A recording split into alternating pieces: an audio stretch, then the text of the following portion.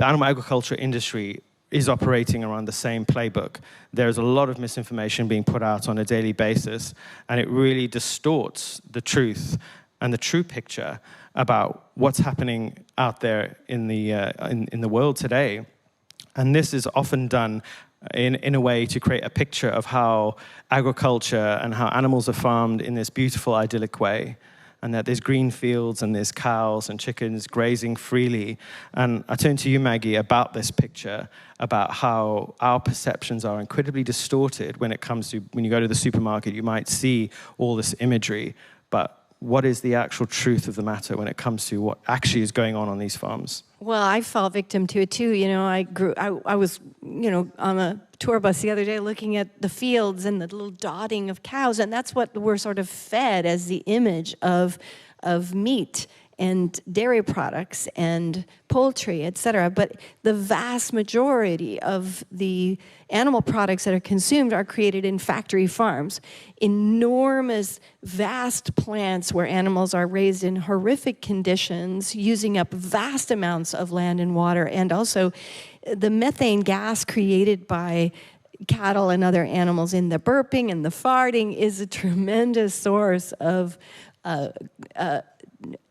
toward the greenhouse gas effect. So these are, the real images are quite startling and shocking. And also I think it's really important that we talk about the human toll of these things, because humans are suffering at a tremendous rate. Humans that live near these plants suffer from high levels of cancers and other diseases created by the water runoff from the plants and the air pollution. Also, when we have breakouts like E. coli breakouts, often those come from something like lettuce or spinach, and so we think of that as a vegetable, but that's not really coming from the vegetable, that's coming from the water, from the waste stream from the animal agriculture that then infuses the plant. So there's so much disease associated with this and so much human suffering that we really don't focus on the toll to humans in this. We are really fed this, you know, talking chickens asking for you to eat them, and, you know, happy cows asking you, you know, it's really warping our brain. And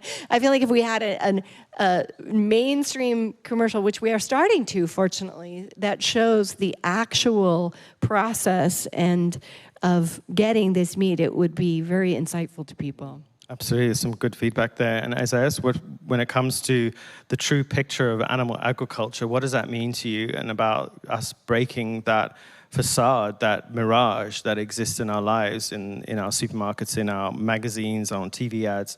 From your view, how do we help people see through it? Yeah, you know, I would say it's starting with yourself, right? Like a really quick activity for everyone is like, think about 5 brands in your head that you can think of, right? I can easily think about 4 right now. And then let me ask you, can you think of 4 to 5 plant species in your local environment? And most often not, people are like, I can only name 1 or 2 on top of my head. So there is this loss of local knowledge that is happening for a lot of people, where we put so much value into these corporations and institutions that necessarily have poisoned our food system. And one thing I really want people to conceptualize or to kind of understand is that the reason why these industries have so much money is that governments have allowed them to essentially give them money in order for them to keep meat and dairy prices at a fixed cost. And so the true fact is that like a lot of these industries don't make their money out of our profits. They make money out of subsidies. And so a lot of the arguments go behind of like, well, is it our government or is it the corporations? If you walk into a supermarket today, there's around 50 to 70% of the grocery items you see on a shelf are owned by very few powerful corporations. And that leads us to ask us, who has control over what we eat? And that in itself is not to say that, you know, there's all these evil actors, but rather to say, how do we redistribute power that is currently happening to get us to our local knowledge? Because what I want people to kind of take away from this is that if we're not able to understand the power structure behind these hierarchies in our food system, then we ourselves are going to fail, because we all know at the end of the day that the reasons why a lot of charities and food banks exist is because they know that the corporations are going to take a stance and say, well, at least we're helping by donating this amount out. Therefore, this is the solution. Obviously, we know that we haven't ended food hunger to end that, and it costs almost a fraction of what billionaires make. And we can easily find those solutions by empowering people. The other thing I want to kind of lastly say is that, our whole food system is essentially rigged in this game where the privatization of seeds are patented, meaning that local farmers in different countries are now being criminalized for using certain seeds. Our fertilizers that we're using have high levels amounts of chemicals. Our own, what you would say, the products that are being used like meat and stuff, it's like a whole pipeline with human health, because we all know that the people that are making our meat and dairy are people primarily who are undocumented. And in California, when I went to those farms and I went inside those factories, I've talked to a lot of the people that don't speak the English. They are people that look like me, that are Latin, and they are feared every day of their lives because they have to either face deportation from the immigration, or fact that they face high rates of abuse and violence. And this becomes a human rights issue. This becomes a women's rights issue. This becomes a children's rights issue, where there is people that are 13 to 14, 15 working on these farms illegally for our food system.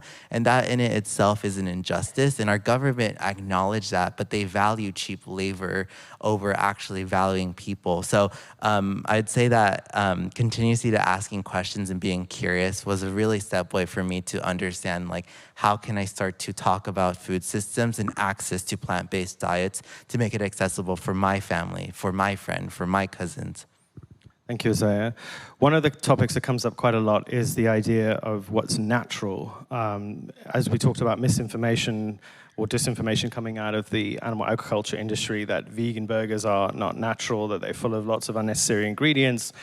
But ironically, when we look at animal agriculture, a lot of hormones, a lot of antibiotics, a lot of damaging chemicals, PCBs, are really running off into our environment. But there is a narrative as well that what if we put cows on grass fields and everyone ate grass-fed beef? Wouldn't that make everything okay? And what do you think about that, Maggie? Should everyone be eating grass-fed beef? Well, it's just a numbers game, right? If you can't do it, right? If you are like, okay, well, I'll only eat grass-fed beef with perfectly no hormones. Then you just imagine millions and millions of people doing it. It's literally not possible, And I suppose maybe it's possible, and I would need a scientist to say that if every human said, well, I'm going to eat, 1 tablespoon of grass-fed meat a year, that might be possible. But there's only so much land, and there's only so much water. We need several planets, wouldn't we?